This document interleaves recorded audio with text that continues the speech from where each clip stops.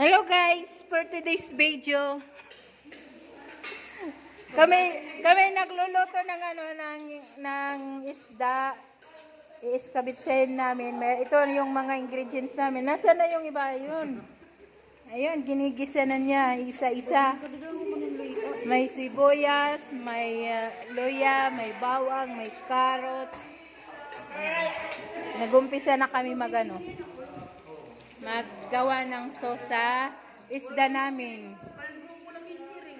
Tsaka mayroon kaming kamote. Yan ang mga partner namin sa group namin. At saka yung sa kabila, interviewin natin kung ano ang niluluto nila. Hello guys, for today's video, anong niluluto nyo? Ay, nga rin video, itamo kayo tulad yung video, video kayo. Ang sungit naman nitong na to. Bakit ka masungit? Ako'y nag-interview lamang. Wow, nag-interview. Ako kay newscaster. Mortis. Ay, Jessica Final interview. Anong niluluto nyo? Jessica Suka. Yan ang menu nila, oh. May talong, may...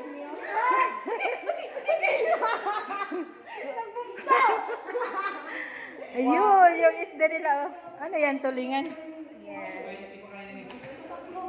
Uy, cute ang niya, yung doon niya, oh. Yan. Si Selen. Kasi nag-vlog ako. Tinatagalog ko kasi kung iwinaray, yung manonood ng vlog ko, hindi makakaintindi sa salita ko. Oh, ayan na. Magkay ka naman sa video mo. Hey, Jessica Suka. Ay, ito rin sa ito. Oh, final interview.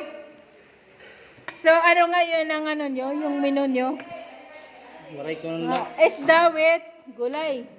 Katsula. With isda with gulay. We have some eggplant here. Nagbibiko. Eggplant is there. Eggplant, we have sitaw. Sitaw. At saka pichay. Bahala ba liwan? Ayan siya yung naghihiwa. Naghihiwa siya ng luya. Gimblablag liwan ito itong recipe. Kaya sige ko na yan. Ito, nagre-react ito. Dapat ang kulay ito kay Simbre. Makikita. Ay, dito ka mga tanan. I-picturean.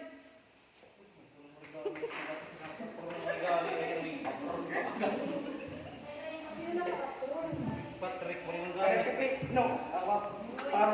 Ayan guys.